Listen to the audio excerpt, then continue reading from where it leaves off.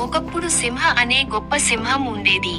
కానీ ఆ సింహం ఎంత ప్రయత్నించినా అడవిలో ఏ జంతువును పట్టుకోలేకపోయింది. అది బలహీనంగా మరియు ఆకలితో ఉన్నది.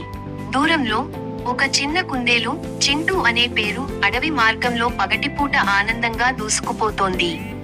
సింహం కుందేలును గుర్తించి బిగ్గరగా కేకలు వేస్తుంది. సింహం కుందేలు ముందు దూకి, "ఈ రోజు నువ్వే నా భోజనం చిన్నదానా." చింటూ ప్రశాంతంగా సింహం వైపు చూస్తున్నాడు.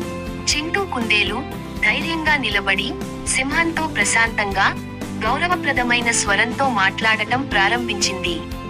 చింటూ ఇలా అంటాడు, "బలవంతుడైన సింహం, నువ్వు తినడానికి నేను చాలా చిన్నవాడిని.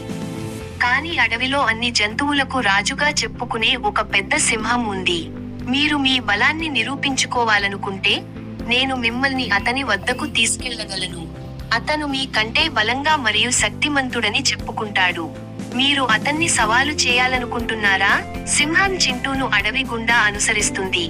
అతని కడుపు ఆకలితో అరుస్తుంది. వారు ఒక లోతైన గుహ వైపు ప్రయాణిస్తారు.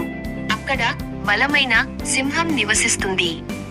చింటూ సింహాన్ని అడవి మధ్యలో ఉన్న పాత బావి వద్దకు తీసుకువెళతాడు.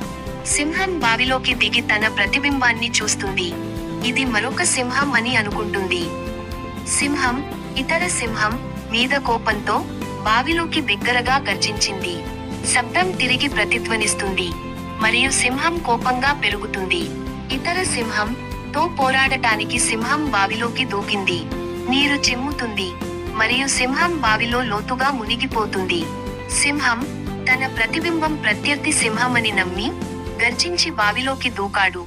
కానీ సింహం లేదు, తన ప్రతిబింబం మాత్రమే. చింటూ కుందేలు బావి అంచు నుండి చూస్తుంది. అతని చెవులు వినోదంతో వణుకుతున్నాయి. సింహం నీటిలో పోరాడుతుంది. చివరికి నీటిలో మునిగి సింహం చనిపోతుంది. కుందేలు తన ప్రాణాన్ని రక్షించుకుంటుంది. తెలివైన చిన్న కుందేలు శక్తివంతమైన సింహాన్ని అధిగమించింది. ఈ ప్రపంచంలో ఎల్లప్పుడూ బలమే గెలుస్తుంది. కానీ కొన్నిసార్లు తెలివి మరియు వివేకం గొప్ప శక్తివంతమైనవి. బలం కంటే తెలివితేటలు చాలా శక్తివంతమైనవి.